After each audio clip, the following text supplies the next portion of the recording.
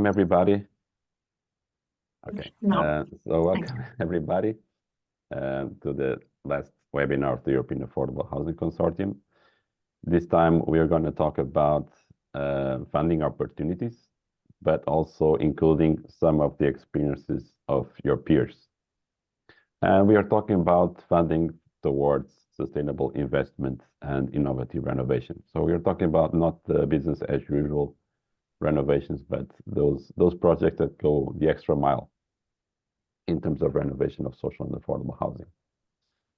I will start obviously from the problems that we are all facing. I think this is quite pervasive across Europe. So we're all sharing this situation, basically what we understand as a triangle of challenges.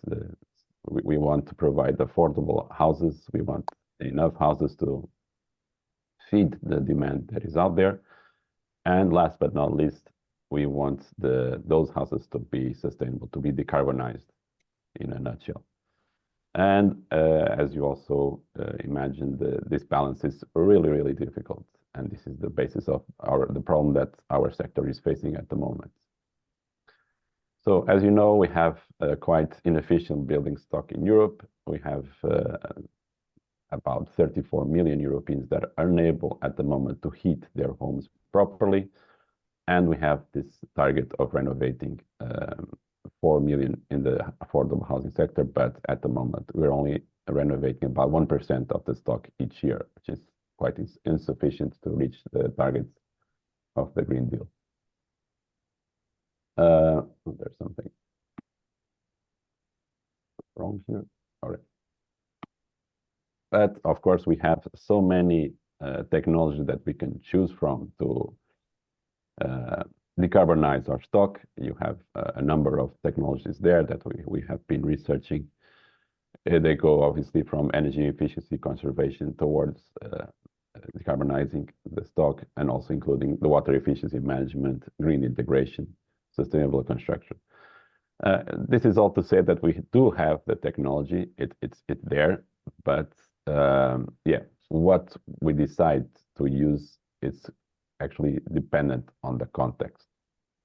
And what I wanted, one of the key messages that I wanted to leave with my presentation is that we have to learn from the past. So we have to learn some lessons to what happened in the past. And in the past, and I'm talking about the 50s, the 60s, the 70s, even the 80s, we were mainly concerned about one of the principles that I showed you, the availability of houses.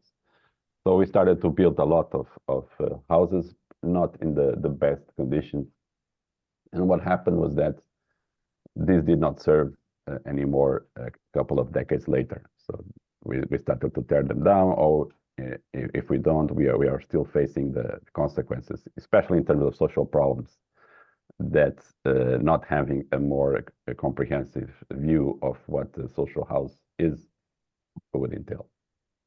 And this means not only that we should consider the technological opportunities that I've showed you, but also we need to consider other dimensions. So we need to integrate those technologies in the system. So we need to change the system as well. By how do we build homes and for whom? We also need to integrate social aspects. So the resident should be a part of any technological change in our neighborhoods. And last but not least, again, we also have to integrate those technologies within a wider institutional and market framework. So I would put to you that we have two options, essentially. We can obviously go for the quick solutions, just to choose technologies to decarbonize our stock, but then sooner or later we will face the consequences. So I would put to you that it's better to be realistic and start having a more integrated or comprehensive view of what renovation should be.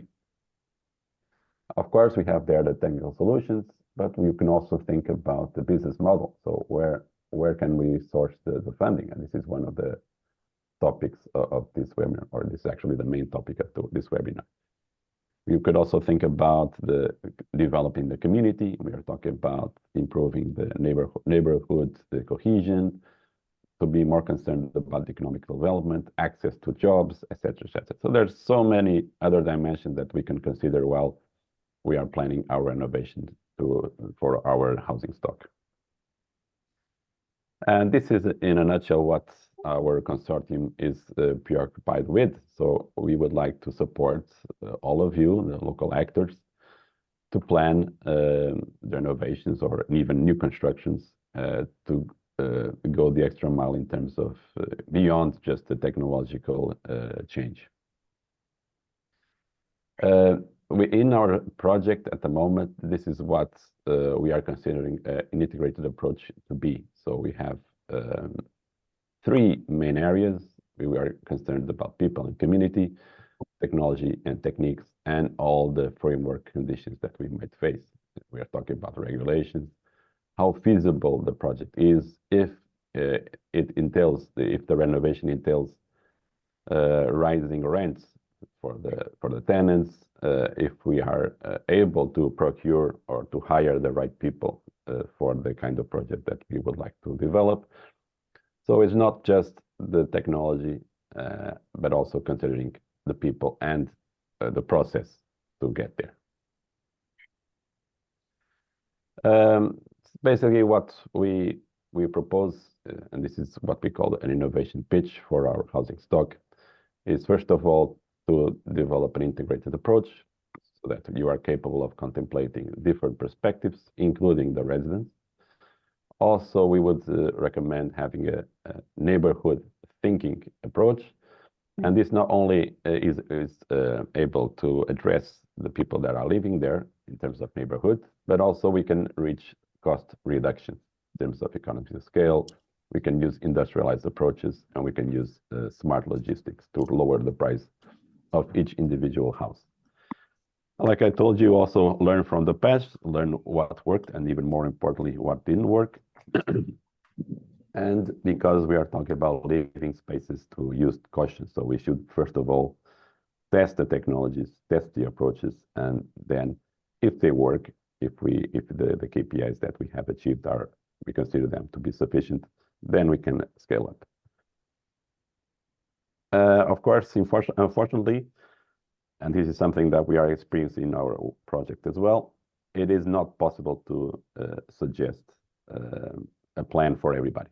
So everybody has a different context, they have a different legacy systems. So the measures that you should implement must be flexible to account for your own context. We should also allow some different options. So if you want to go for energy efficiency and not renewables, it's an option. Or if you want to include renewables, etc., it's another option. So we should also enable that you have different options for your plans. And very importantly, we also advise that you should understand your local context and adapt the solutions from other contexts and not just transplants. So first, learn from those lessons instead of just transplanting one-size-fits-all solutions. To finish, I would just like to leave you some pictures and some information of what we consider as a nice project that we try to source some lessons learned from. This is, for example, a project here very close to where I am in Brussels, in Hasselt. And they basically used economies of scale to renovate a building. You have there on in the picture the results after the renovation. And this example is notable in the sense that, well, they did succeed to decarbonize the stock. It was the energy efficiency rose considerably before and after the intervention. But also, it only required 9 days of works on site. And the tenants were able to remain in their homes throughout the period. Obviously, all the work took place mainly outside of the site, and the panels were just applied in these homes for 9 days. So this is the before picture. This is the workers applying the cladding outside. So this was the time that took the 9 days that took to apply this cladding. Another view of the application, a bit like a Lego. And this again is is the final result. Like I mentioned, they had a 90% reduction in carbon emission. This also, in parallel, they reduced energy use by the tenants by 89%. And this approach was so successful that it's being expanded by the Flemish government, or at least being studied to be expanded. They went the extra mile in terms of how they dealt with the tenants. So they presented a schedule of renovation work. The tenants were consulted frequently. And what we would like to argue is that this has an implication not only during the renovation process, but also long term. So that it avoids more problems in the future, especially in terms of relationship with the residents, which in our sector is so important. And they also were kind enough to leave us some indication of costs. And this is the webinar on the financial aspects, so I didn't want to bring this. Basically, this says that the rent did rise a bit more than 100 euros, but it was compensated by the lowering of the energy bills per month. The reduction in the energy bill was quite considerable, as you can see. They're only paying 48 euros per year, so it's quite incredible. Sorry, 578 euros per year, which is quite incredible. The question here is that this result was pretty much underpinned in 86,000 euros of subsidies. And this is why we are here in the webinar. So at the moment, because this technology is very recent, we need to test before we apply in all our housing stock. So these external subsidies, they do represent value added to any innovative project. And yeah, this is why we have decided to undertake these webinars to explain how we can get these subsidies with this amount, like with this percentage or even more, so that we are able to test these new approaches and see how well they work and how we can scale them up for the rest of our stock. So yeah, this is all about you. You can also do it. Let's see what are the solutions out there in terms of financing that we can resort to. So yeah, this is my presentation. I would just pass to Paula the floor now, and yeah, hope we have a good webinar. It's quite informative. Thanks a lot.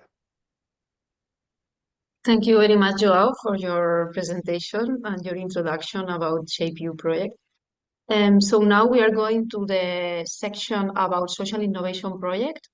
And the first who is going to speak is Edith Lakatos from Housing Europe, and she will explain EU funding opportunities to fund your social innovation. So Edith, yeah, the floor is yours. I would like to say that if you have any question, please write it in the chat. I will keep it, and then at the end we will have half an hour. Also, in this half an hour, you can open your mic if you want, and you can ask directly. Thanks a lot, Paula and Joao. Yeah. I will just try to share my screen. Do you know which combination I can share with? Because here we can see your screen now. Okay. All right. Perfect. Thanks a lot. My name is Edith, and I'm a senior policy officer at Housing Europe. And I'm happy to talk to you about EU funding opportunities to fund your social innovation projects. If you have any question in the meantime, feel free to ask. You can also post it in the chat, and Paula, feel free to interrupt me and ask the question, or if somebody has a really burning inquiry, can also stop me. So basically, I wanted to start my presentation with the structural funds. So basically, these are the biggest chunk of money from the European Union. Yes, Paula?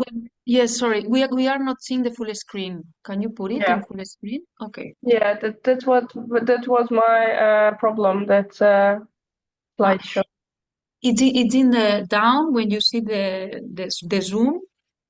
There in the there in the in you. Yeah. Thanks. So yeah, the biggest chunk of money is available under structural funds. If you are not familiar with this new programming period, we will have some extended scope of support.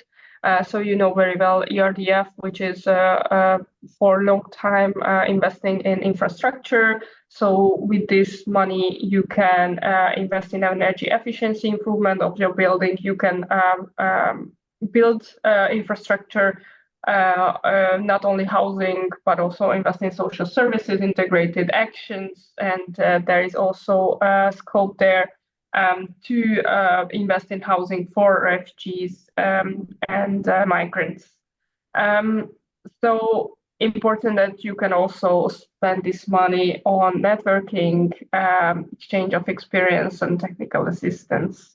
So when we are talking about structural funds, it's not centrally managed by the European Commission. It's through the managing authorities that you can apply for this money. So you should check in your region which is your managing authority and the eligibility of the different funds, because the bad news is that the managing authorities can put some extra conditions to access these funds. So the cohesion fund is very similar, accompanying actually the ERDF, so can be used in investment in sustainable development, linked to energy efficiency and also to technical assistance. So as you can see here that I put in red, and the cohesion fund cannot support housing infrastructure if there is no energy efficiency or renewable energy in this investment. And then the ESF Plus is a bit bigger scope than in the previous period, because it also has the FEAD, the previous FEAD, and the EASY program as well in it. So generally, the ESF is supporting social innovation, social experimentation, so it's very well suited for social innovation projects. You can also upscale your innovative approaches, and you can also help with your project to cover some direct costs of personnel who is doing accompanying of the people, for example, accompanying tenants under your renovation, or accompanying tenants for accessing job or health services. So under the easy strands, you can do also analytical activities, capacity building, so everything which is linked to policy. And under the FEAD, you can also use these strands to provide material assistance to the most deprived. And here I also put in red that the ESF shall not support the purchase of land and real estate and the provision of infrastructure. So it is only for soft measures. I brought you the example from Slovakia. I think this is a true social innovation project because they implemented Housing First in 2021. It's a non-governmental organization, the POL, which is operating in different cities. It's the biggest homeless shelter in Central Europe, and the Housing First project aimed to transfer homeless people from shelters directly to housing without any conditionality. So the Housing First is about this. I'm sure you are familiar with the concept. So basically, with the money of ESF and React EU, as you see on the right side, they managed to finance different activities. So they found decent accommodation in the rental market, because in Slovakia there is no social housing sector to be able to accommodate for these people. And they also use the money for negotiating rental conditions with the private landlord. They use the money to assist people with their health issues, with their debt, and also with employment issues. So you can see it's a good example of how diverse you can use the ESF Plus for new project and innovative projects. Important also that the structural funds can support training for housing managers. So if you are a housing organization that would like to use ESF, for example, you can use it to train your managers, your housing employees. So either they are accompanying people or they are building houses. So they are in the hard project management part. And it is also not under the state aid, so it is quite accessible and no highly administrative, I would say. The other fund that you can use is the European Urban Initiative that was Urban Innovative Actions before, and with merging it with Urbact, it became a bigger instrument that is still financed by the ERDF. It's 500 million euros, and it's supporting capacity building, innovative projects, and policy development and communication. So basically, 60% of the budget is still for projects. And important to mention that the housing organizations are not directly eligible, but you can work together with cities to partner in these projects. So we already saw some nice examples in the previous period. You can see the new calls will be launched around March and April this year. And you will also have an online matchmaking event in March where you can go and familiarize with the different topics and have a direct discussion with their team. They are actually based in Lille. So as I said, there were some interesting projects. It's a true social innovation project also that got this funding. It's from Belgium. It was called Calico, and it was a care and living community organized by CLT Brussels. It provided 34 dwellings. They bought the land at the common parts, and they provided affordable owner-occupied and social rental apartments. And the homes were organized in community-led co-housing. So one part was for women and single-family mothers, and the two other groups were intergenerational approach. So the different groups had the different targets and different also conditions of co-living. So if you want to know more, you will get my presentation anyways, and you will see in the link, you will see more information about this. And there was another project. You can see that this money can also be spent on refugees and migrants.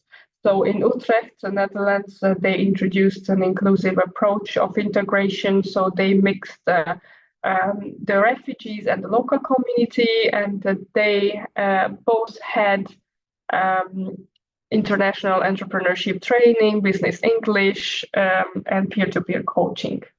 So it's a nice example of how you can spend this money for employment and integration of refugees. So the other example is the InvestEU. It's a big chunk of money because actually it's the single EU investment support mechanism replacing all existing financial instruments. So it's a big instrument and it's underutilized for the moment. So I highly recommend you to apply. It's actually investing in higher risk projects. So with the EU guarantee, you can support higher risk projects that you can use the structural funds for example. So out of the 4 policy windows, you can see that 2 are really relevant for your sector: sustainable infrastructure and social investment and skills. So renewable energy efficiency, digital connectivity, even circularity can be the scope there. You can also use it for social infrastructure and innovation of projects, so including social impact investing. So you can use it also for projects like we saw previously under the other programs.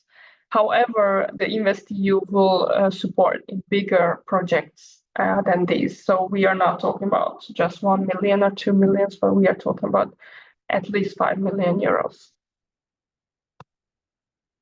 So you can see here an example from InvestEU. In Spain, they implemented a project, and it's a 40 million a loan from the InvestEU budget. They built so more than 500 rental social housing units, and the target people are young people and people on low incomes, which is in line with the legislation in Navarre. And the intermediary was the Instituto de Crédito Oficial. I can see that there is maybe a question. I have a question concerning the first presentation and ERDF ESF. ERDF and ESF are handled differently in member states, so I'm wondering a bit how to transfer the funding example from one member state to another. In Germany, the federal states are responsible for ERDF, so there might be differences between scope of the regional and national programs. Yes, exactly, this is the case. So the regional authorities can put some extra eligibility issues, some extra eligibility conditions for the sector. So I'm not able to tell you in which country what extra eligibility is put, but we know that in the previous period there have been some problems. For example, in Italy, that some regional authority excluded the housing sector from ERDF or from ESF. So it is up to you to check in your own region how the eligibility is put. So under the structure fund, so ERDF, ESF, cohesion fund, everything is done through the managing authorities regionally. But as you saw here, if we click back, the European Urban Initiative is already directly managed by the European Commission, so it will be quite easy to apply, and the whole process is directly managed by the Commission. So it's much more, I would say, easier. The InvestEU is actually managed by the European Investment Bank, and here I wanted to say that the European Investment Bank, even if it's managed by even if it's like a traditional loan or an InvestEU loan, they will use the same energy efficiency standard. So you see that it is quite high standard that you need to comply with for new construction. The level should be 10% above the nearly zero energy buildings, and for renovation you should have a 30% reduction of primary energy use.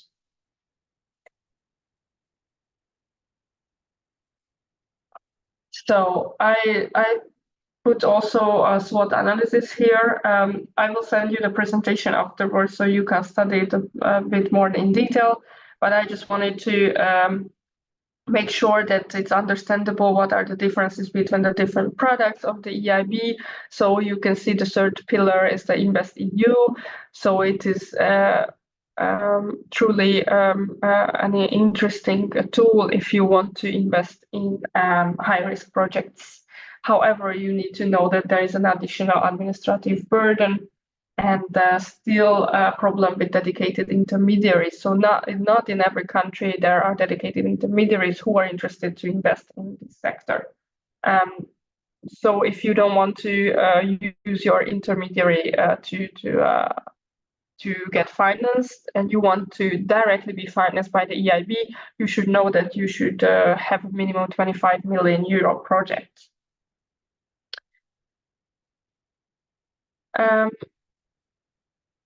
Yes, so here you can see in the first pillar that the EIB loan directly through the EIB, it's from 25 million euro of investment that you should make. And yes, so I also wanted to say that the EIB is not investing in countries where the regulatory and market environment is not stable. So you should check if in your country there is a safe opportunity to do investment, but invest in Europe normally, or in all the countries, the EIB considers that it's a stable regulatory environment. And also there is the CEB, so the Council of Europe Development Bank, that you can use for social innovation, that is investing in smaller scale projects as well. So we saw also last year they invested 20 million euros in Kosovo, so it's much smaller. You can also have 5 million, for example. So it's applying its own criteria, but it's investing in socially vulnerable populations, so large families, young or low-income people, Roma and refugees. You can use the money for construction, for refurbishment, but also for accessing property ownership. It is actually can be considered much more flexible than the EIB loan and the EIB products. And the co-financing is also subject to negotiations, but you can get a really good deal. And on top of this, you can have free grant resources for subsidizing interest rates, technical assistance, or part of the investment costs. So it is still, I think, very underused tool, the loan of the CB, that I encourage housing organizations to use. So you can see here there are some projects that have been approved. The big difference is that EIB is putting, I mean, they are interested in bigger projects. You can see in Spain recently there was a 500 million loan to provide housing in Catalonia. However, in Sweden, you can see that they invested only 70 million to a municipality of Skellefteå to build affordable housing. In terms of CB, you see recently that there have been some investment in Ireland and in Germany. You can see here that in Germany, it's a really favorable environment for both banks to invest, and even they are not afraid to invest in different cities or housing organizations that are highly bankable. So I would say that if we would like to have a conclusion or like a success factor is what you need to have for your projects to get financed by these different programs, you need to, I mean, beyond stable and regulated governance that you don't have an impact on, you should present bankable projects. So you should make sure that it is financially sustainable. You are achieving an affordability for tenants. This is very important for the banks. That will actually ensure that you will have low-cost capital funding with long maturity. You should target local district projects, so the district approach should be there. You should also mix environmental impact and people's needs. And you should also include some innovative new systems, especially in the European Urban Initiative. They really appreciate innovative systems. And innovative, it means different things in different countries. For example, social housing in Eastern Europe is innovative, but maybe in Western Europe, you need to go beyond that. As I said, energy efficiency is a high standard in the EIB. So you need to pay attention that when you have a project presented in the new construction, you should be 10% above the nearly zero energy buildings. And for renovation, you should have a reduction in primary energy demand of 30%. Yeah, that was basically all the points I wanted to present. And yeah, if you want to know more examples, we have also a publication that we presented last year that was focused on homelessness, but there are also some projects that are focusing on other type of social innovation, not only targeting homeless population. So it's worth a read. Thank you very much. Okay, thank you very much, Edith. I think that was really a big overview. We will have also Albert, that he will explain us a bit about the UIA, about the Urban Innovation Action. And also we will have at the end Agnes, that he will go in deeply to the InvestEU. So now we continue with the social innovation section, and now Meritz Orgunes from the Thessalonic Development Agency is going to explain us about RRF project. Yes, thank you very much. Hello, everyone. Let me start the presentation. Right. So you can see my screen, I guess, right? So today I'll be presenting the social housing pilot program, which is the first social housing program in Greece, in fact, and I will explain shortly what I mean, funded by the Recovery and Resilience Fund. And obviously, the 1.3 million is very, very different in scale. It's according to what you have presented already. But still, I will try to present why in the Greek context, we consider this approach that we have adopted in this program to be innovative and to be promising also for the future. So first, I'll give a little bit of information about the Greek context.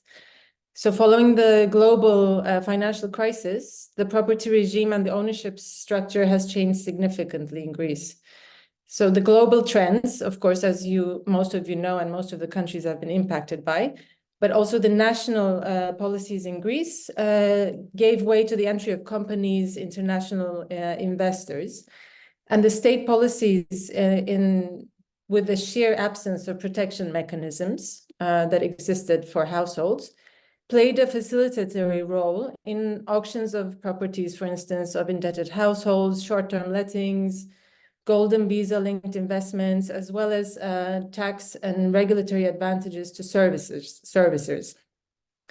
So the domination of the market in defining the conditions of housing, therefore it's in Greece, in the Greek context, was not characterized by the absence of the state, but more of like a free market supported and regulated by the states through subsidies, tax exemptions, loan guarantees, and zoning laws. So we need to understand in the Greek context that we're not talking about the absence of the state, although in housing delivery there is absolute absence, but it's effective functioning as a stabilizer of fragmentation. So if we look at the picture today, between 2010 and 2016, household income fell by 37.6%.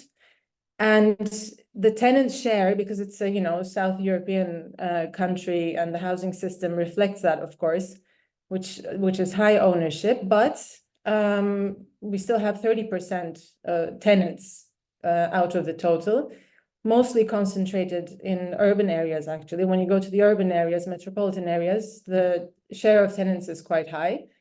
And we see that the housing cost overburden for tenants is almost 80%. And the housing cost overburden for low-income households is 90%, which is the highest among all member states. So in Greece, housing has been dealt with primarily as an individual matter. It was outsourced to the family with very sporadic interventions on housing provision. So interventions such as, structural regulations and structural interventions in the market diachronically has been absent. And in Greece, now we have 0% social housing stock, which is also the only member state with no housing stock, publicly controlled housing stock. So the only institutional memory, let's say, we have of something that can be like social housing was the Workers' Housing Organization, which was based on construction of housing units for ownership. Funded by contribution from workers, but that became defunct in 2012. So with the absence, the prices have been going up also, like in most EU countries. But in Greece, it has been going up very, very starkly and very quickly. So according to the National Bank of Greece, until 2030, 6 billion in investments in the housing market is expected per year. And the same report states that this investment is not only directed to residential housing, so individual investments, but also heavily on commercial use. Only in the first 9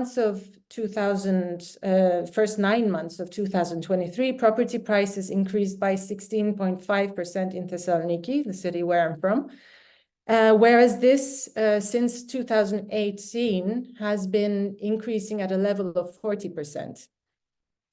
And at the same time, income levels had only an increase of 1.5% between 2012 and 2020.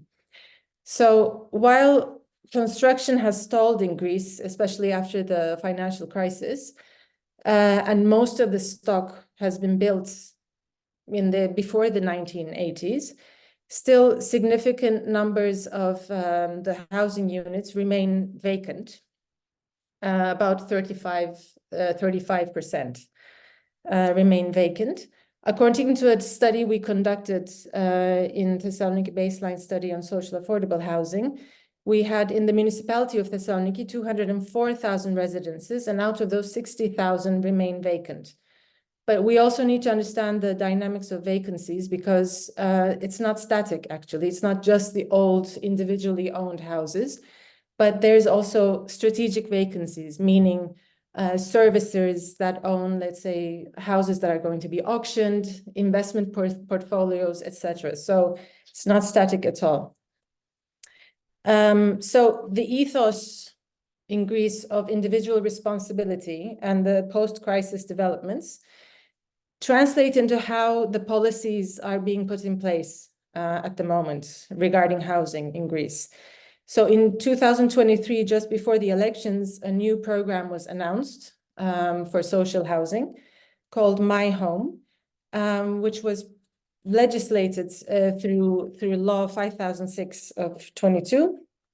And it foresees an 8-point program for housing.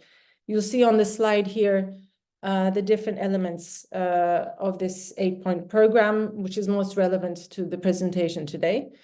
The first is a loan program with low interest rates for young couples from 25 to 39 years old, which promotes ownership of primary residences, foreseeing provision of low interest loans of 150,000 euros for a property value of 200,000 euros. And it also has meter square limitations. 10,000 applications were approved out of 36,000 applications. According to reports, after the implementation of the program, in many neighborhoods, this has actually led to increase in prices of properties, because owners actually raise the prices to meet the maximum amount of the loan that was being provided. The second program is again focused on the private market, and it provides subsidies for 3 years to vulnerable groups, provided to private owners of those owners who were part of the previously temporary refugee accommodation program, Estia, which stopped functioning in 2022. Most of the houses are very old and not renovated, and no renovation funding is foreseen by the program. And there's the tenancy security is quite low, because after 3 years, I mean, the program supports through subsidies for 3 years, and there is no long-term tenancy foreseen to be supported by the program. The third one is Renovate to Rent, which again focuses on empty private housing stock and provides a grant, 10,000 euro grant for renovation. But target groups are not really people who are at risk of housing exclusion. And also, it's mostly a supply-dominated logic. So to actually bring back vacant and closed empty homes back into the market without control over the prices. The last one is the Land for Flats program.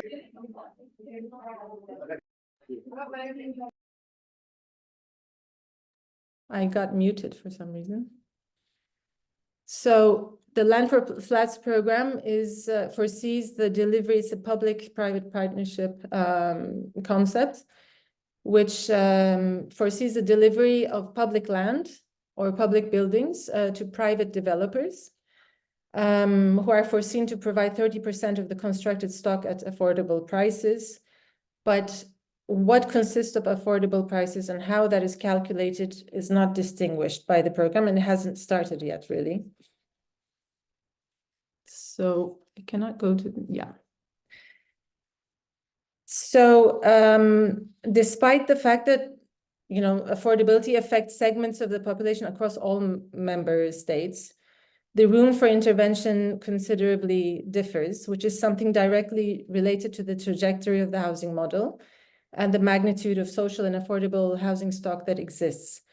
The trajectory of the Greek housing regime explains in part why Greece remains in the EU, an outlier on the total investment dedicated to social and affordable housing, including the Greek plan of RRF. The total value of RRF funds in Greece is 36 billion.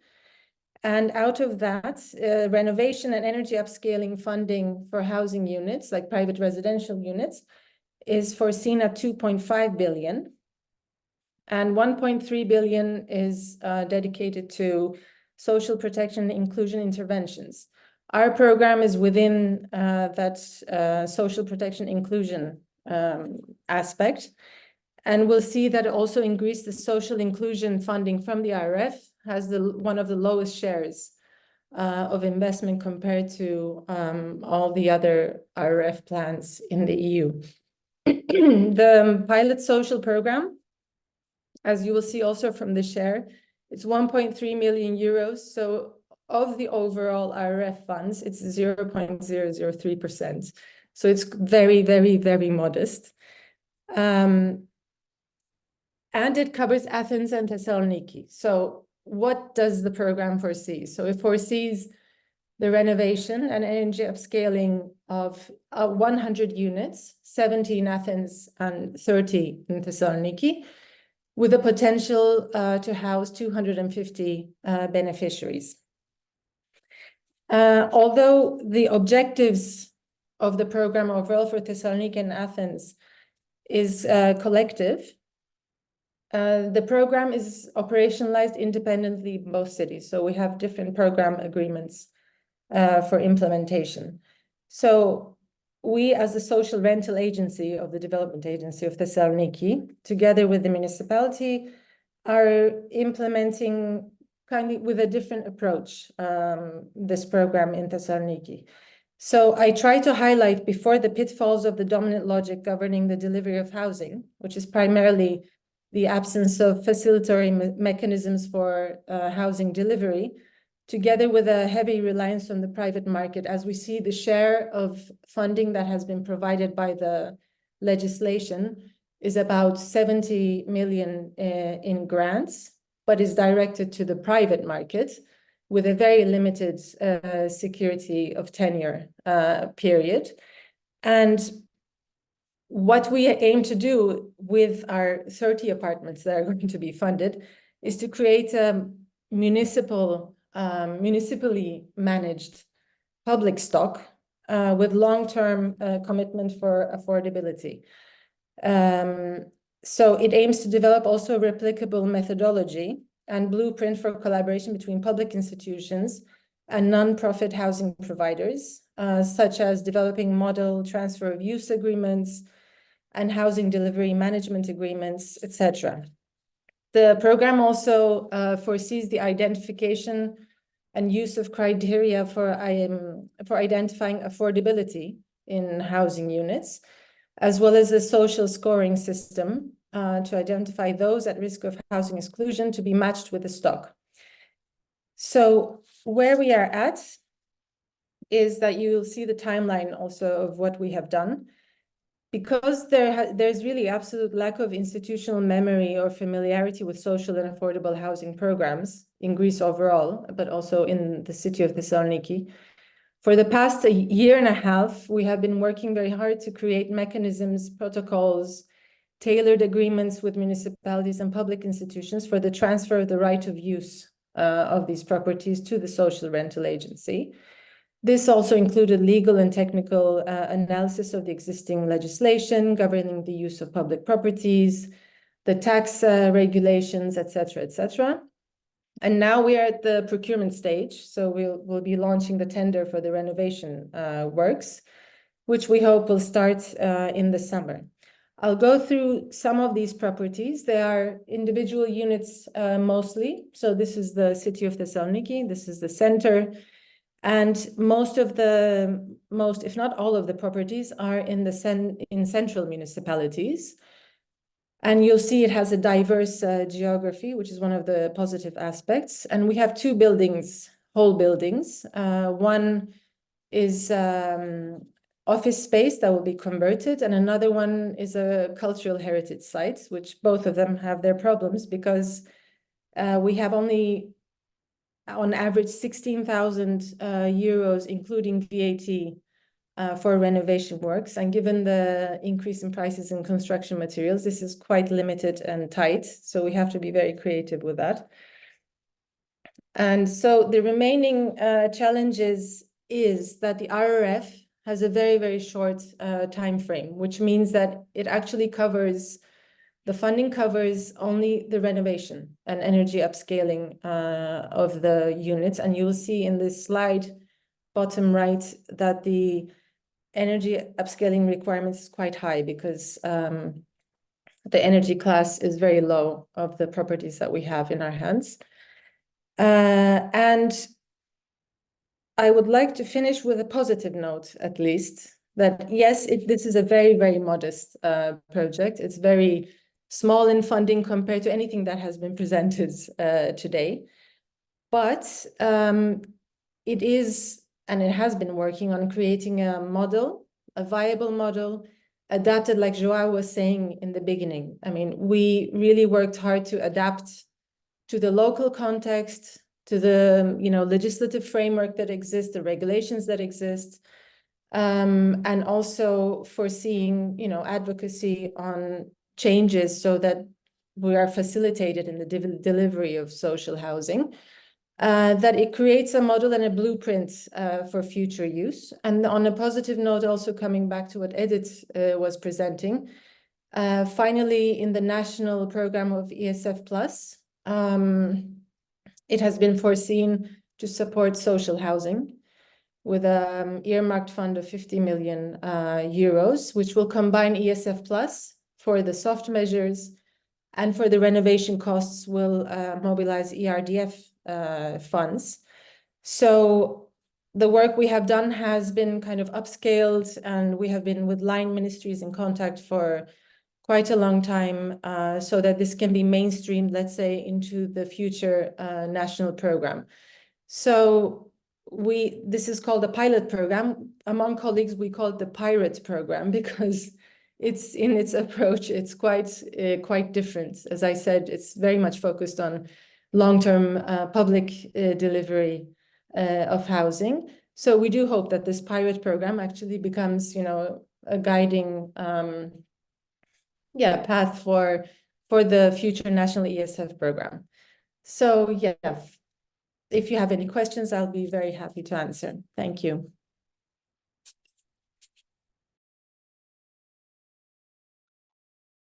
Thank you very much, Merit. Congratulations for all your work. It is a modest amount of money, but it's true that it's a really big work that you are doing also to upscale from Thessalonia to the national level. So really congratulations. Okay, now we are going through the next section. If you have any question to Merit, you can put it in the chat, and later on we will have a space for this. We are going to the next section that is connected to all this that we have been talking till now about research and innovation and housing services and construction projects. And now we have Albert Terrones. He is the head of housing department from Mataró, and he developed a project that it is called Yogem to rent, and he will explain it. So Albert, the floor is yours.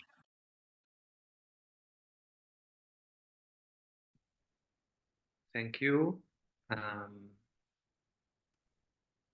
Let me see first this technical stuff. Could you see the presentation? Yes. Okay. Yes, perfect. So first of all, thanks to the organization, thanks to Paula and Joao especially for inviting us.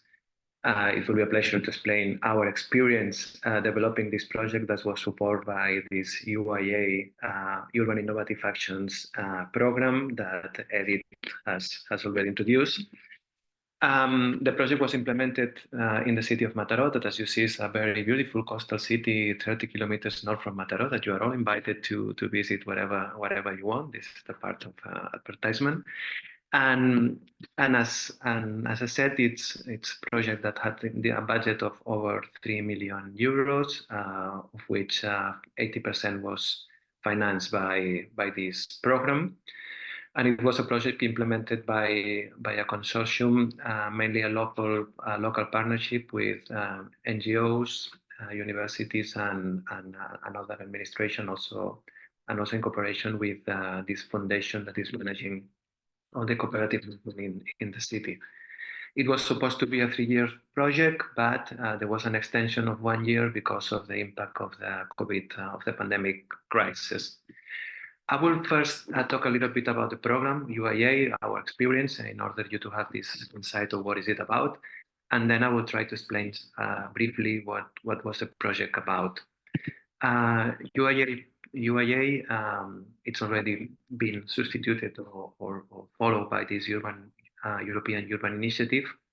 It was a program that it was part of the RDF, and I think it's particularly interesting because it was explicitly, it has explicitly the aim to support those projects that could not be supported by any other fund, no? And I think this idea is particularly interesting. Some particularities about the program. The first one is recognition that very often innovation arises from cities. We are in a way social laboratories. And my hypothesis, at least in a Spanish case, it has to do with the fact that, okay, we are closer to the problems and we have to react, and we have to react soon. And this helps to develop innovation. But on the other hand, it's also true that cities, we don't have the same level of resources and competences that other layers of government have. So sometimes we are more willing to use innovation, or perhaps we are even forced to use innovations because we don't have any other alternative like money or competences. For me, it's also important to highlight how UIA conceive innovation, which is the innovation concept of the program.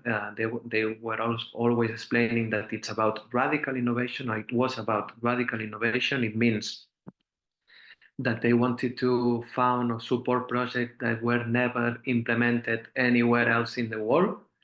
And on the other hand, projects that adopt, represent, or follow a radical shift in the traditional approaches that a specific urban challenge has or have been developed in other cities. If you want, perhaps as a joke, if a project has never been anywhere in the world, sometimes there's a reason for that, and now it means that it's particularly interesting, it's a lot of risk, and it's an exciting experience, as I will comment afterwards. Another particularity is the fact that it's based on local partnerships. So it means that you are not obliged to find partners from other countries, as it happens in Horizon and some other programs. It's also, for me, a very positive element that the program also explicitly recognizes that they are risky projects, and because of that, failure is accepted. No, for me it was very. It was giving a lot of confidence how the Secretariat was explaining this in terms of saying, okay, it doesn't mean that you don't have to have an excellent project management strategy. It doesn't mean that you don't have to implement everything that you have planned in a perfect and hyper excellent way of managing. It means that we know that even though if you're doing this in a perfect way, failure can happen, because we are talking about innovation projects. And for me and for us that we were implementing the project, having this in mind was really helpful, like not to be blocked by fear, no, in a way. I will also like to highlight the support that we had from the Secretariat. It's not only that they were giving you the money and it's your problem, you will see what, come back in 3 years and see what you have achieved.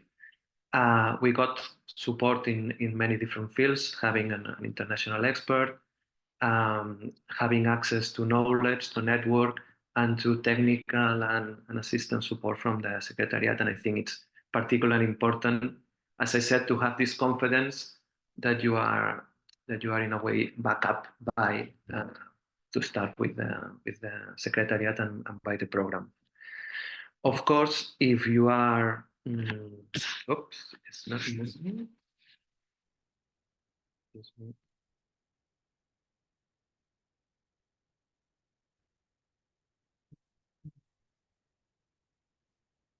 I'm having a problem with the slides.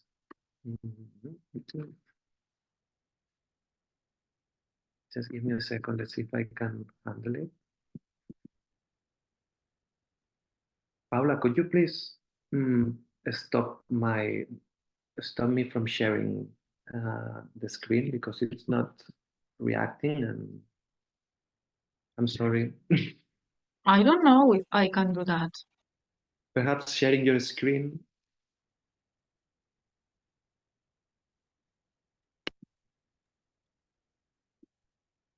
Oh.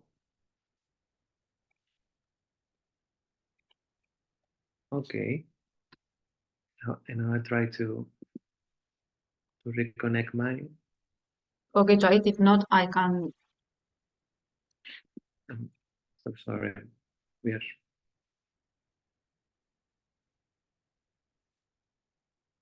No.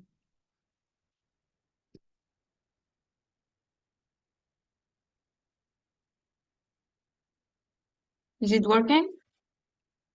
Could you see it? We can see it, but it not as a full screen. Okay, let's see if I manage to.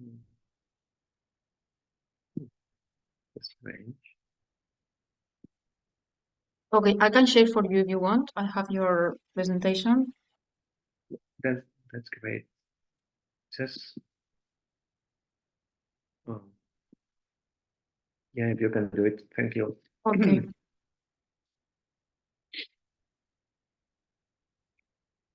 Apologizes to everybody.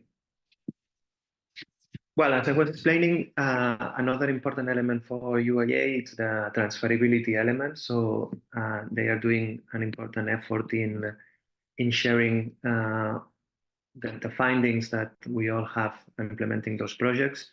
And if you go to the next slide, you have an example of some material that you have in the website that I really encourage everybody to check because there's a lot of material for inspiration.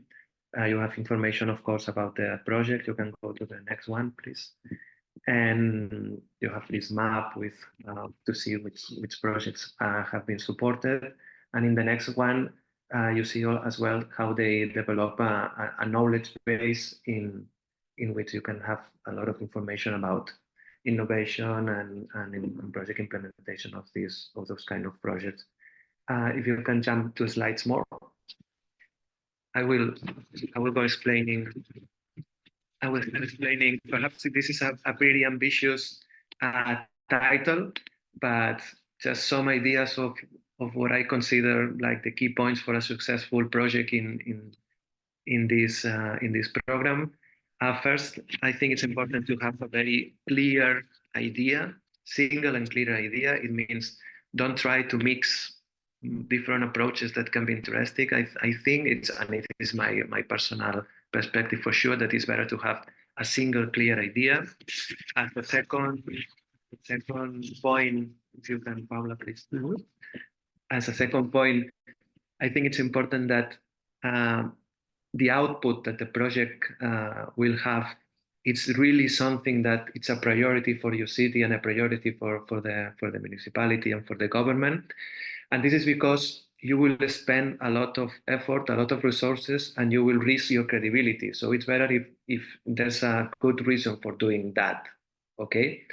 And the third point is that you need to have a strong and long-term support. It's not that, okay, we have funding for this and we will see what happens. You know when the project starts and you can control when the project starts, but you never know when the project finish.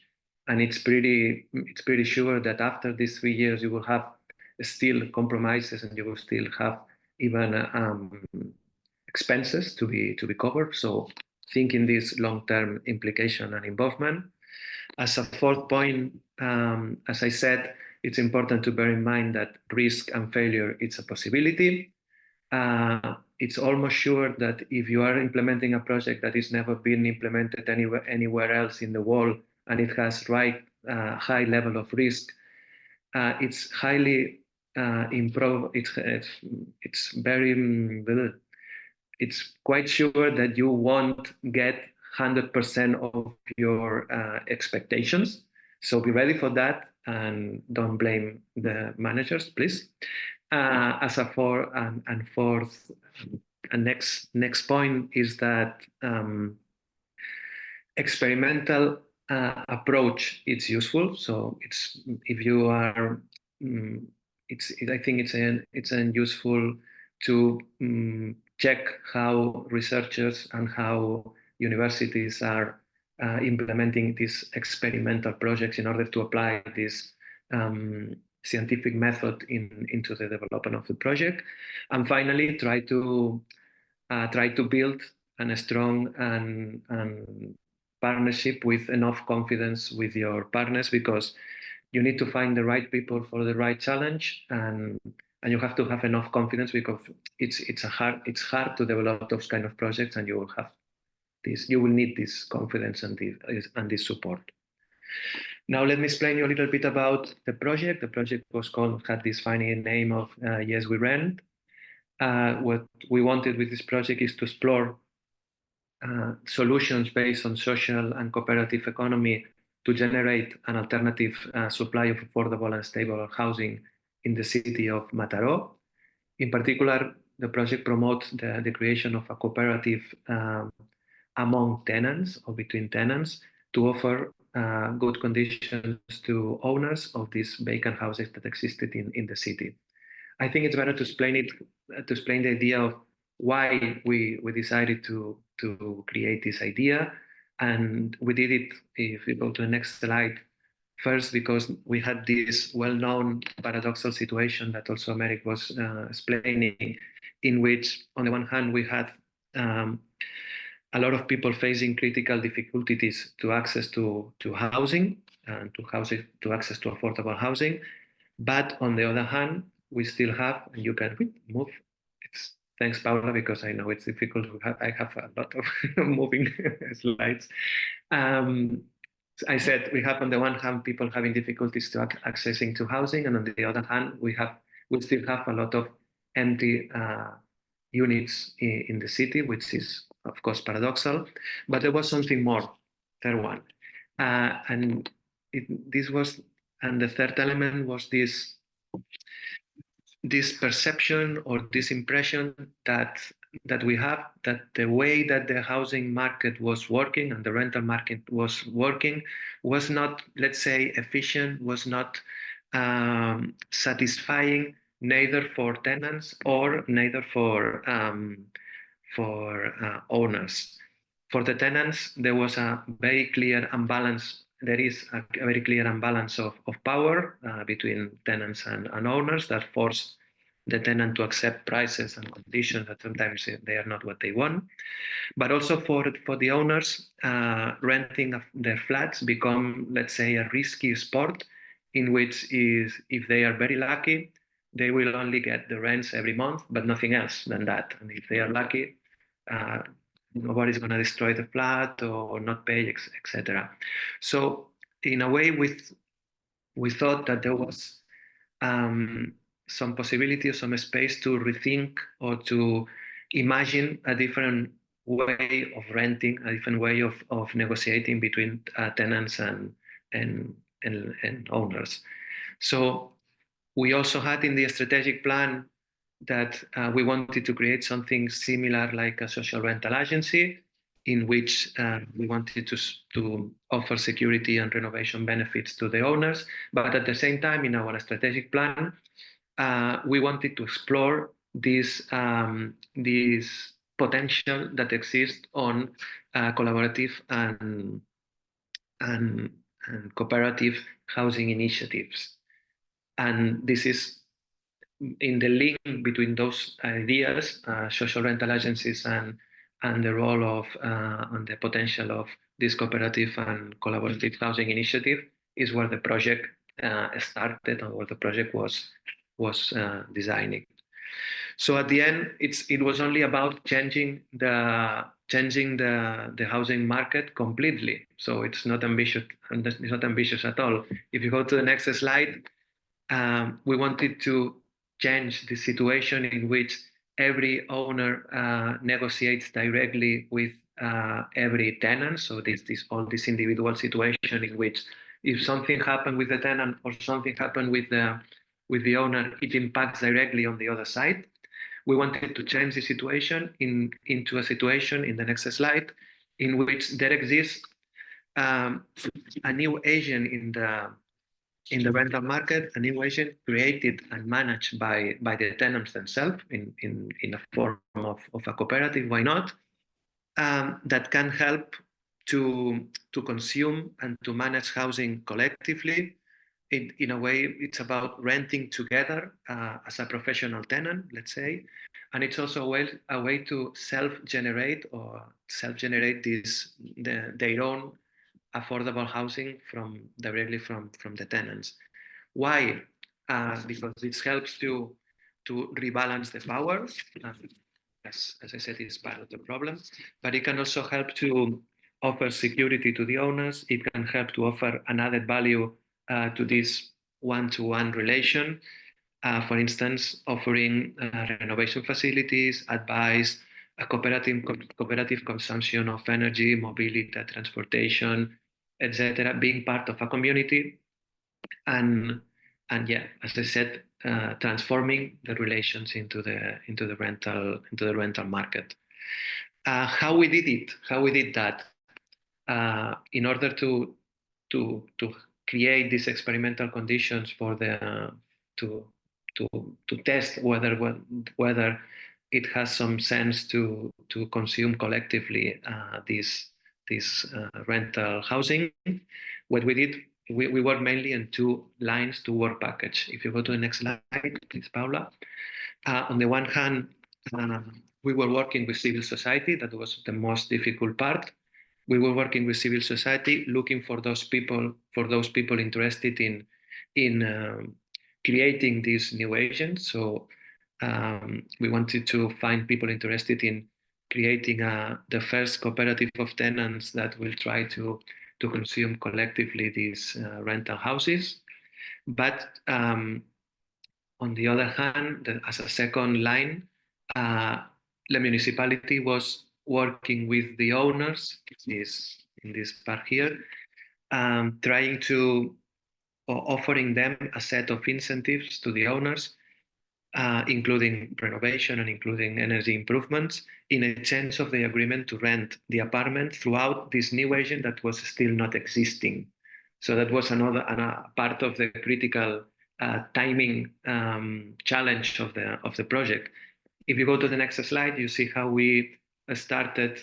We launched this campaign. We launched a community campaign.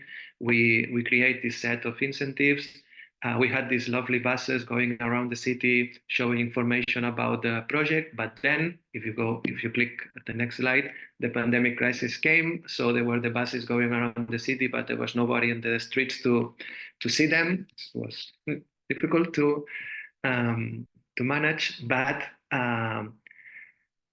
perhaps even though all these difficulties, there were 61 people who trust in the project, and they brought the flats to be renovated and to be rent with this new scheme.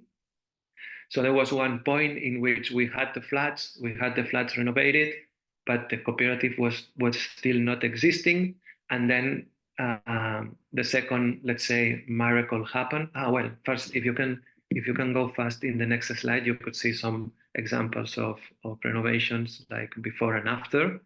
I think there are 4 of them. And as I said, we had this critical situation we had the flats and they were renovated, but we still didn't have the people to create the cooperative. But then the second miracle in the project happens, and we did have the luck to find the right people who trust in the idea, who even took the idea as their own idea. They managed to transform the idea and to make it even better.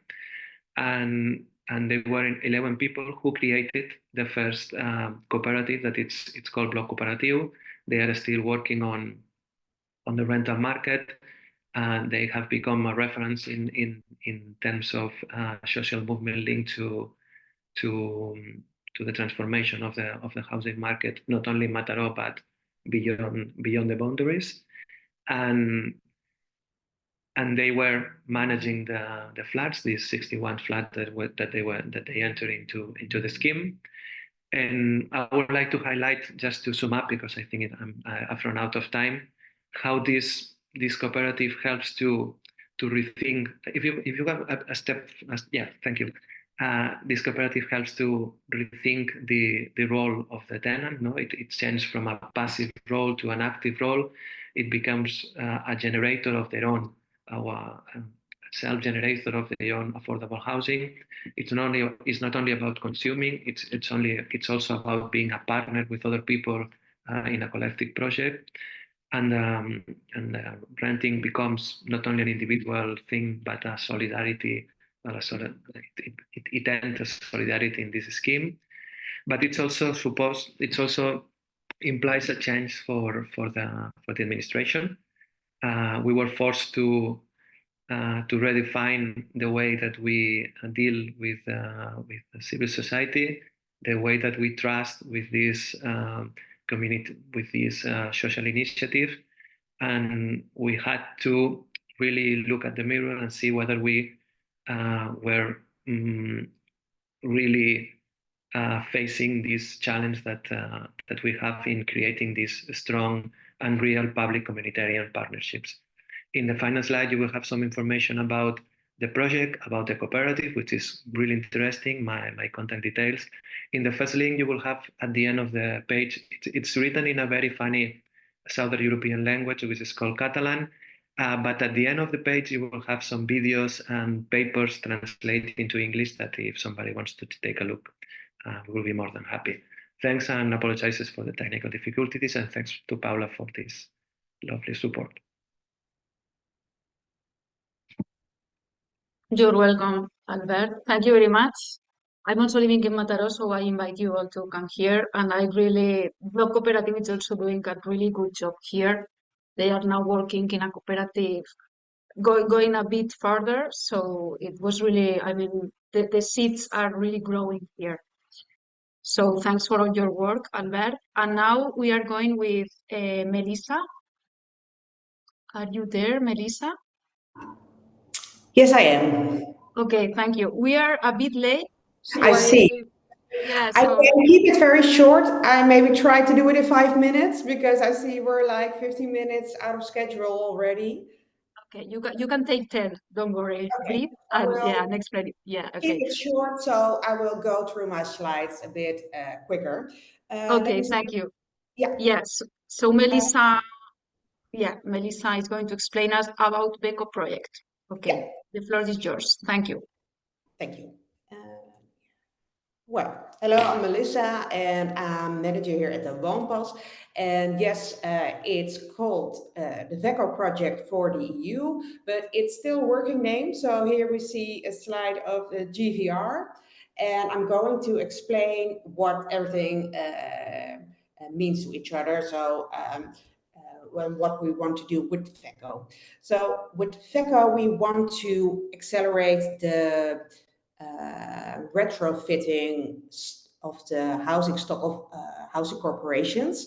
In the Netherlands, they are really lagging behind in getting energy efficient because we saw that there was a problem that the owners of the buildings don't really feel the urgency or the need to retrofit, and that the tenants that living in those poorly isolated houses are getting the hits of the high energy costs. So there is a disbalance in who pays the cost, because the tenant doesn't, because it is his property, and the owner, the housing corporation, don't feel the pain of the high energy bill and etc.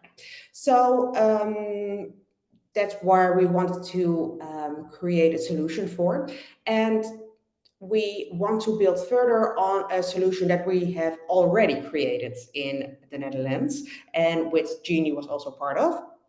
And if I have to explain what VECO is, I have to take a step before that and have to explain what GVR is, because it's a spin-off. The VECO is a spin-off of GVR. The GVR is targeted for private homeowners, and the VECO, or GVR Plus, we still are not sure how to call it, is targeted for housing corporations and with the end users of tenants. Well, I'm going to skip this because we have an animation of 1 minute and a few seconds, which explain very well what the GVR is and how, and then I can go further with explaining how the new scheme will apply to the rental houses. I'm hoping the audio works, because last time when I used it, it didn't. So could you please let me know if it doesn't? I have the chat open, I will see. So you have to immediately hear something. The Netherlands is gradually switching to green energy. Together, we want to divert from using gas. To achieve this, all our homes need to be retrofitted. However, retrofitting your own home can be a costly and complicated challenge. With support from the European Commission, the Municipality Retrofitting Scheme is developed, also known as GVR.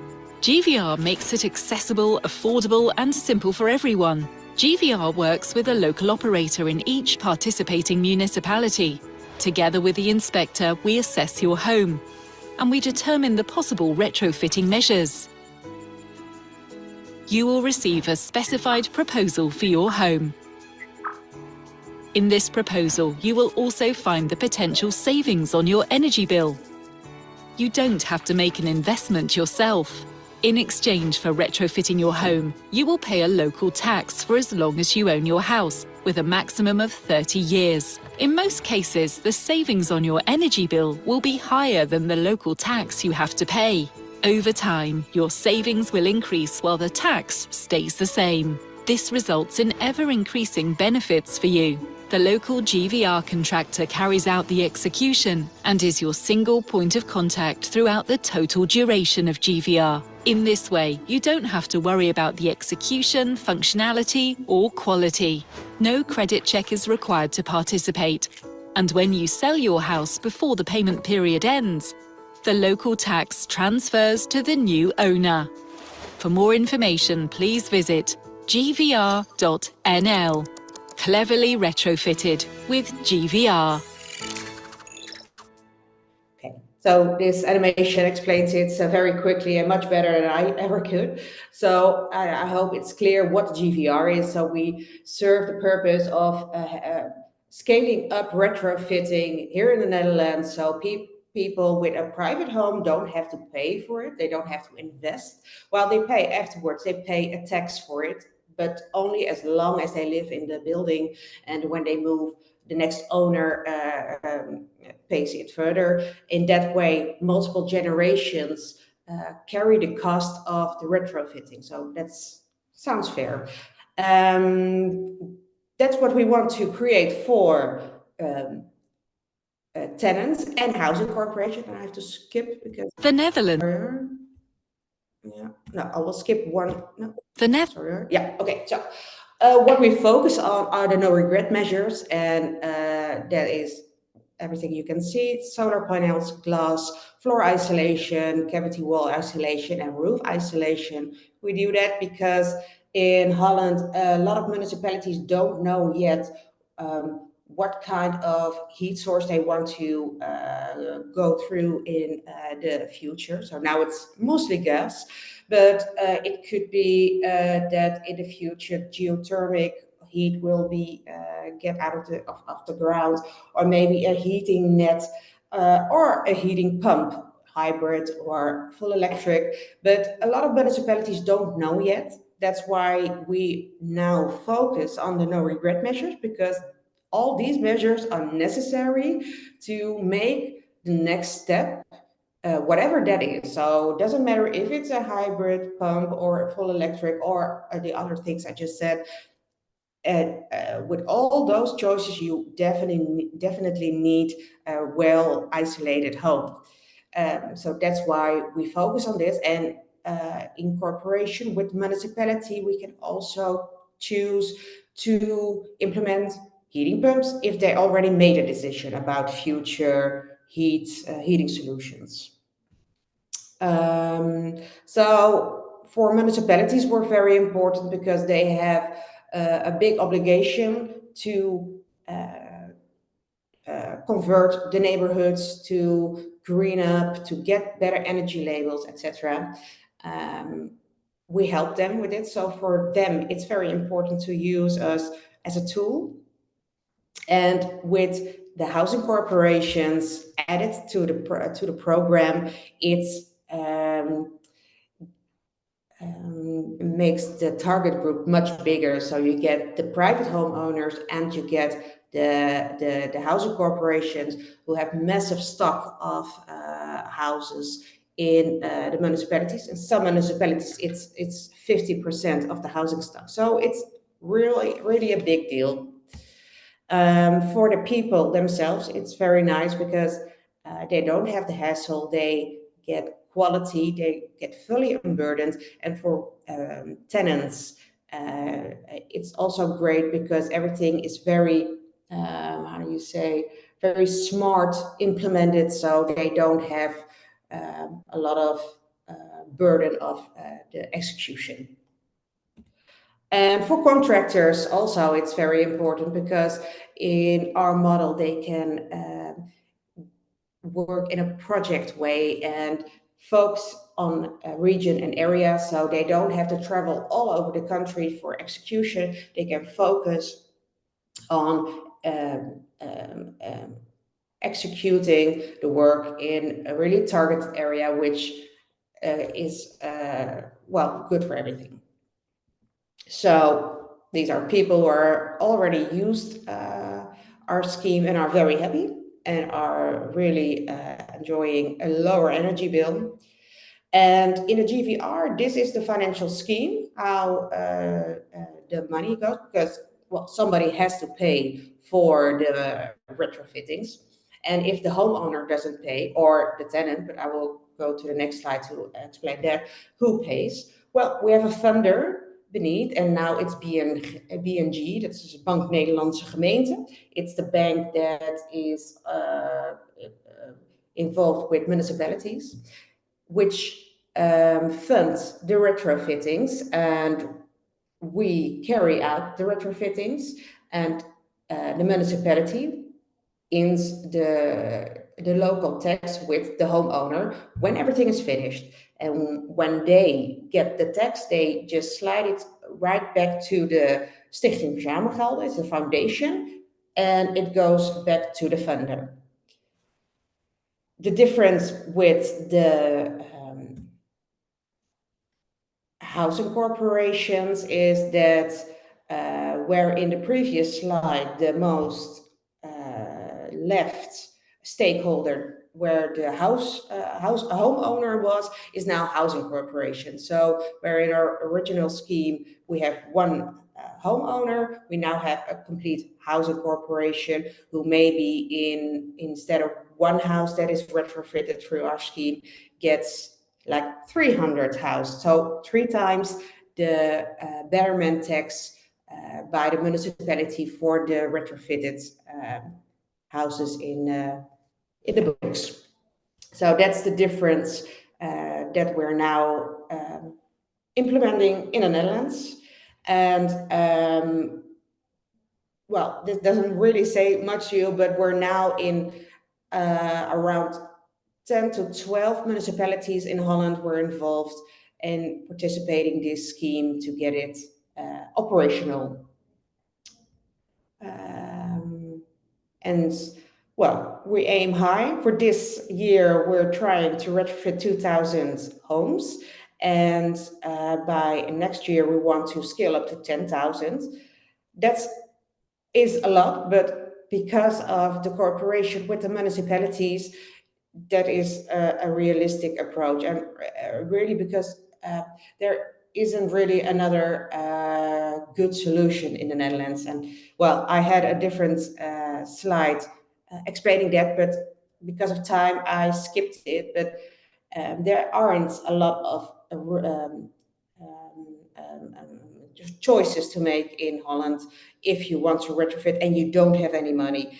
And for tenants, there aren't any, or housing corporation, there aren't any choices to make. So we have a big market to serve, and well, we're building a big team to get this operational. So we had some, we'll look at the time. Well, I'm running out of time. I'm almost at 10 minutes. Paula, what do you think? Yeah, if you can do it 2 minutes more, and then we give the floor to Agnes. Yeah, right. Well, I will finish.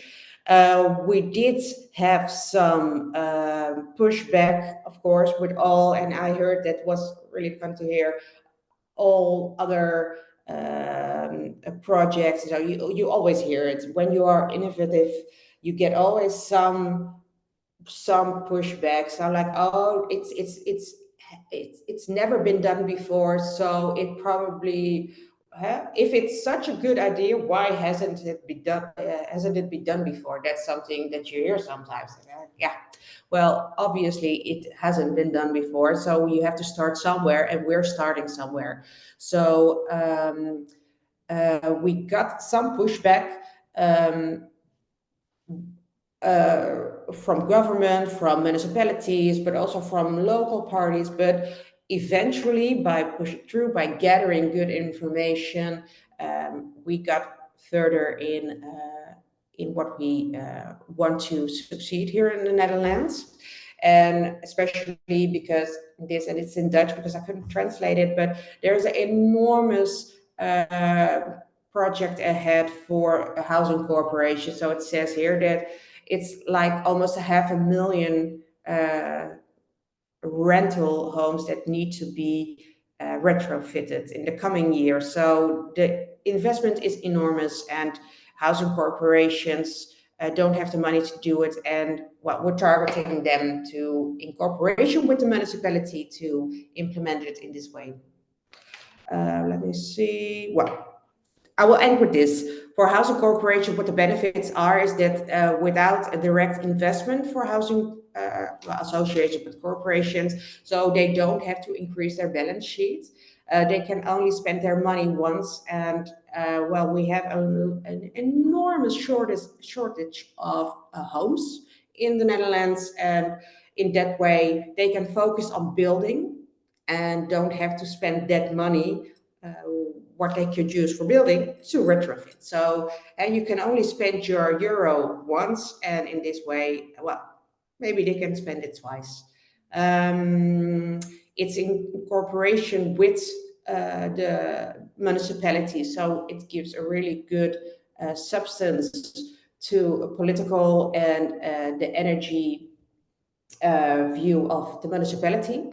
Because then with the GVR, they know what the private homeowners do, and with VECO, they know what the tenants have to energy label. And it really reduces energy poverty. And that's, I think, a very important point and motor about why we are wanting to do it. Because energy poverty is really a big issue here in the Netherlands, and we really want to contribute to that, to solve that problem.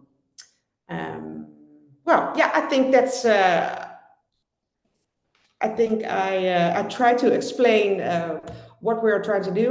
If you want more information, you can always approach me to go further in detail about things. Thank you for your time.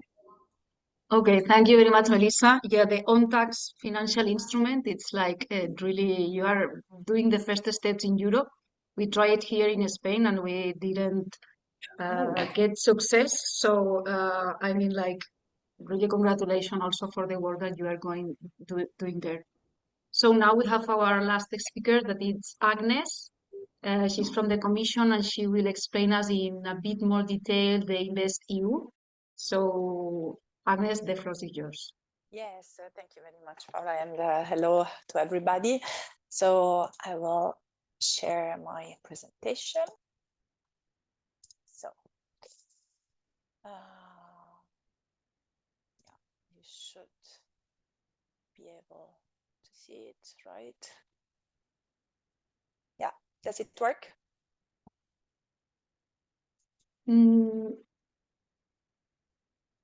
No, not yet. Not yet? We Okay. see black screen. Okay, maybe it's coming. Let's wait 1 second. For me, it says it works.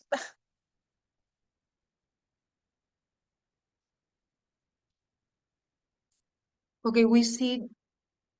Okay, can you try it again? If not, It didn't work?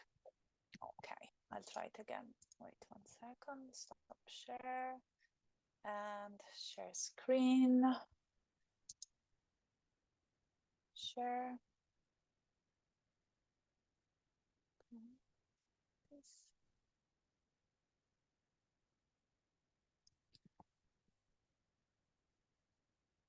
Can you see that? the thing is that we are saying, look, there are like some parts of the screen that they are like black. Okay. Maybe I can share for you. Yes, please. Yeah, sorry.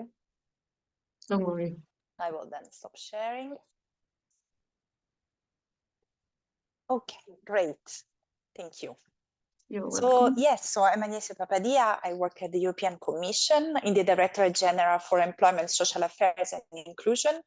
And in our directorate, we work on the InvestEU program, in particularly on the part of InvestEU which is dedicated to social investment and skills. I will explain you more about that, of course. So you can go to the first slide. So I don't know if you are familiar with the InvestEU program, but this is a program that has the objective of, I think, yes, of leveraging through a EU budget guarantee, private and public investment in priority areas for the EU.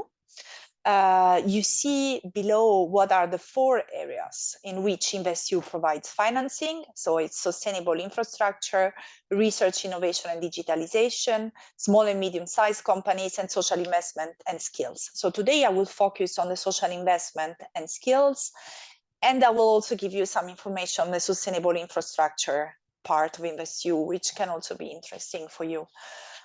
So how is the program organized? So there is the funding, which is the money, which is given through EU budget guarantee. So it uses guarantees from the EU budget to de-risk the investments of public and private investors.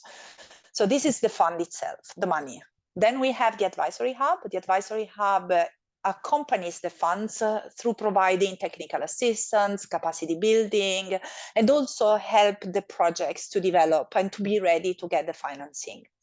And then third pillar, building block, is the InvestEU portal, which is a portal where project promoters and investors can meet and match. So it really helps good projects to find the financing and investors that are interested to find projects they can finance. And in total, the InvestEU program has a total budget of 26.2 billion. If we go to the next slide. So as I mentioned, I will focus mostly on the social investment and skills window. This is just for you to understand what is the policy context. So what is the objective of this principle, of this window? So at EU level, we have 20 principles, which are called the European Pillar of Social Rights, which defines what are the main objectives and the main social rights in the EU. One of them, I don't know if it's, I hope it's not too small, that you can see, is also housing and assistance for homeless. So, but there are many more areas that are covered, and the InvestEU in the social area contributes to achieving all these objectives and to making these rights a reality. So if we go to the next slide, how does it do that? So the social investment and skills window has a budget of 2.8 billion, and it provides financing in 3 main policy areas. So microfinance, social enterprises and innovation, education, training and skills, and the social infrastructure, which is the part that is most interesting for us. It does it in 2 different ways, either through loans or through equity investments. And InvestEU is implemented by implementing partners. So it's not implemented directly by the Commission, but it is implemented through implementing partners. The biggest ones are the European Investment Bank and the European Investment Fund, and both are active in the area of social infrastructure. But we also have the Council of Europe Development Bank, the European Bank for Reconstruction and Development, and we have national promotional banks. We have, for example, the National Promotional Bank in Italy, Cassa Depositi e Prestiti, the one in France, Caisse de dépôt et consignation. And there might be new ones, because now there is an open call for possible implementing partners of InvestEU to apply. So there might be new ones. So the multilateral banks are active mostly at EU level or in biggest part of the EU, while the national promotional banks are active in the individual countries. So if we go to the next slide, I will tell you a bit more what can concretely be financed through InvestEU. So I'm focusing here on the part related to social infrastructure. So InvestEU can finance affordable social housing, long-term care infrastructure, social services infrastructure, education and training infrastructure, and health infrastructure. And the beneficiaries can be both public and private sector entities who want to invest in this area. For example, if we zoom in on the topic of affordable social housing, the focus is really on the housing stock that has to be, of course, accessible for people with disabilities, non-segregated. So we really look there for some social criteria. It can combine housing with support services of proximity. It can finance adapting the housing stock that is existing, or helping marginalized communities that have difficulties in accessing housing. So all of this is what can be financed in the area of affordable social housing. If you go to the next slide, I think this I already mentioned, but here you have it more clearly. What are the implementing partners of InvestEU that are active in the area of social infrastructure? You will see they cover really different countries, different areas, but the whole EU is covered at the end, especially through the European Investment Bank and the European Investment Fund. And so they all have different priorities, different ways of working. So if you're interested, you can also get in touch directly with some of them to see how they work and how they finance social infrastructure under InvestEU. I wanted to give you a concrete example of a project that was financed. So if you go to the next slide, this is a project that was financed under InvestEU and by the EIB in particular. Here, thanks to the guarantee from InvestEU, the EIB could give a loan of 60 million to the municipal housing provider of the city of Hanover in Germany, which is ANOVA, to create new social and affordable housing. So they created 640 new housing units for rent. And what is interesting is these are really very high energy efficient housing units. So they go beyond all the standards at EU level. So just to give you a figure, if it can be interesting for you, 82% of the buildings will achieve an energy performance that will be at least 20% better than the German nearly zero energy building standards. So and this is in line with the EU energy performance of buildings directly. So it's the energy efficiency of the buildings is a very important characteristic of these specific projects, but also of other projects that we're financing under InvestEU. If you go to the next slide, I wanted to give you also a very short information also about another policy window under InvestEU. So I told you there are 4. So until now, I spoke about the social window. We call them window under InvestEU. And now we are talking about the sustainable infrastructure window, which has a total budget of 9.9 billion. It covers many different areas that has to do with sustainable infrastructure, including transport and others. But today I focus here only on energy efficiency and building renovation projects that I thought could be the most interesting for you. So this is another part of InvestEU, which has, as you can see, an even bigger budget than the one on social infrastructure that could also be of interest. Then if we go to the next slide. So at the beginning, I mentioned that InvestEU is not only about the funding itself, the financing, which of course is a very important part, but it's also about the support, advisory support, capacity building that is provided by the advisory hub. And the advisory hub can cover all the different areas that are covered by InvestEU, including also social infrastructure. And what they can do is support the identification and the preparation of projects, because of course to be financed, the projects under InvestEU need to meet certain standards. So the advisory hub can help to make the projects investable and interesting for the IB or for the other InvestEU implementing partners. It also increase the capacity of projects promoters, financial intermediaries, then to implement the projects and the funding received by the InvestEU implementing partners.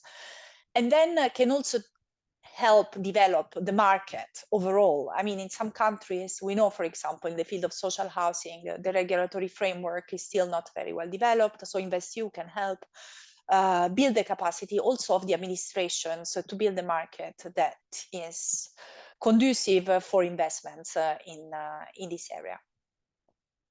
And then if you can go to the next slide, please. Okay, so this is probably the most important slide. So how to access the funding opportunities. So I put here some links. As I mentioned, because InvestEU is implemented not by us, by the Commission directly, but by implementing partners, the funding goes through the implementing partners. So also, if you have a project or if you would like to receive funding, the best is always to get in touch with implementing partners directly or to go through the advisory hub or through InvestEU portal. So through the advisory hub, there is a central entry point that I included there. So if you go there, you can submit your proposal, your request to receive services, advisory services, and you will find all information about the InvestEU Advisory Hub. And also, as I mentioned, there is here a link to the InvestEU portal where if you have an interesting project for which you're looking for financing, you can present it at the portal, and this can help finding investments for your project. So here are all the links, but of course, if you have any question, I'm also here available to provide any additional information. And last point, yes, please, thanks that you went. So this is not linked to InvestEU, but I wanted to make this point because I think this can also be interesting. We are currently working on a toolkit on the use of EU funding for investment in social housing and associated services. So this will provide an overview of the funding available for social housing and also some concrete examples of how the funds have been used. Should be published in March 2024. Really focuses on social housing only. but it gives a very interesting overview on the funding of possibilities and also on how the infrastructure themselves can be also connected with services that can be services of various kind, health, social services, so digital services in some cases. So this can be also, I thought this could be interesting for you, even if it's not strictly connected with InvestEU, but InvestEU will be one of the funds that is presented, and some of the case studies, for example, the one from Hanover that I presented to you is presented there with much more information and contact details about who is implementing the project, in case you are interested. So we will be happy to share it when it's ready. So yes, that's the presentation I have for today. Thank you very much. I'm here for questions, but unfortunately not very long because I will have to leave at 12, but happy if you have any question to answer. Thank you.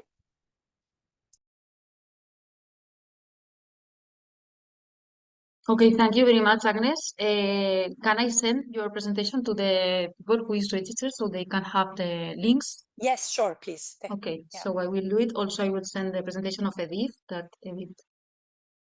So I don't know if someone has a specific question. You can open your mic and share it or put it in the chat. I think here, Albert, you were also already answering. Okay, I don't know, Agnes, if you can go a bit deeper about the stakeholders and who can apply and how to this InvestEU. If they can be just a municipality or have to match with other partners. It really depends on the implementing partners, but as I mentioned, I mean, can be a public administration like a municipality, can be a private investor, can be a combination of both, so PPPs, so public-private partnerships, also possibilities to receive investments. So it's open for different configurations. It depends on the project, what makes sense, and also it depends. So of course, the InvestEU is used where there is a risk, because it is a de-risking instrument when the investment is risky. So this can depend on the project promoter, can depend on the type of project. So when it's about public authorities that have no risk attached, or the investment is not particularly risky, maybe InvestEU is not the best instrument because it's used really where there is a bit more financial risk in going into this investment. So I think it really depends. It's difficult to give an answer. So the program is open to different configurations of potential applicants and beneficiaries, but then it really depends on the project itself, on the country, on the region, on what makes sense and what is the best configuration. Okay, so the best thing is going to the hub and ask, right? Yes, the hub, or to get in touch with implementing partners also. That's also a possibility directly. I don't know, for example, depends on the countries. If there is an interest in countries like Italy, France, then can be very interesting to get in touch with the national promotional banks that are active under InvestEU, because they will be active directly in those countries. Otherwise, the European Investment Bank, Council of Europe Bank, they are the ones who are most active in the area of social infrastructure. So interesting ones for sure. We have a question also from Jose Espinosa in the chat. Does the AIB or InvestEU lend directly to housing association, or is it through financial intermediaries? This is a question I don't have the answer to. So I know there are different kind of funding. So I think so we have a funding on social infrastructure that is provided, for example, by the European Investment Fund, that is an equity funding, and this goes through funds, through financial intermediaries. I think the EIB, so the loans, I think they can go directly also, but I'm not sure. I don't want to give an answer that are not correct, but I can double check and then provide the answer later on. I see the Edith also answered directly, so in the chat. So yeah, so it can be also directly. Yeah. Yeah, Edith, if you want to complement.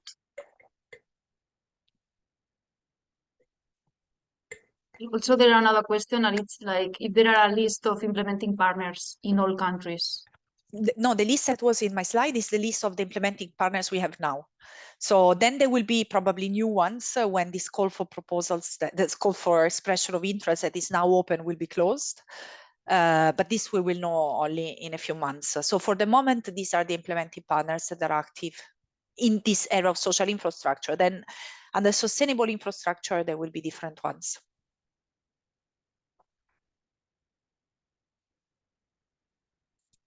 Okay, thank you. Edith, do you want to complement with something as you also were explaining InvestEU?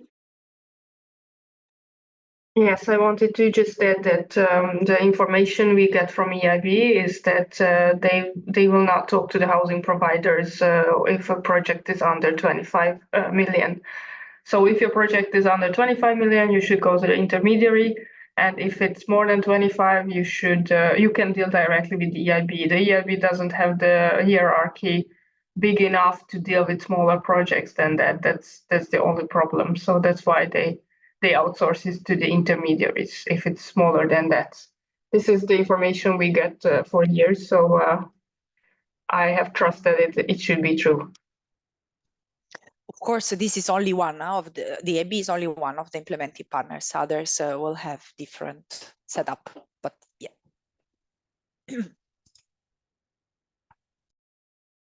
Okay, thank you both. I don't know if there are any other question. If not, it is 12 o'clock. I think we had a lot of information today. So if there are not any other question, I will suggest to close. I will share the presentation from Agnes and from Edith. Maybe if the other speakers allow me to send it also, I can send it. And I will share just in the chat. I wanted to explain something about ShapeU, but I will share just in the chat a link where you can find our last activities. Next week, the 31, we have the final event about ShapeU. The ShapeU is closing this project. We have been working very hard last 2.5 years on this, and in the web also in the next months you will find useful information about good practices, handbooks, different handbooks about financing, good practices, and also blueprints to how to approach to a renovation project in an integrity, in an holistic way, as Joao was explaining at the beginning. So there you will find all the information in the next month, in the next months, in the next month and a half, 2 months. So thank you very much for joining this webinar. Also, the webinar will be uploaded to our website, to the YouTube ShapeU link. And let's continue working in all this field that it's really interesting, and we need a lot of minds and hands working on it. Joao, I don't know if you want to say something as the coordinator of ShapeU. No, I think you already said everything. We will have the final conference on the 21st of February, so we invite you to register for that. It's in our website. I can leave the address of the website in the chat for everybody. I already did, Joao, this. Okay, I didn't see that. Okay. Yes, that's it, basically. Thanks a lot for joining us today. Bye, thank you. Thank you, bye. Thanks, Mary. Bye, thank you very much.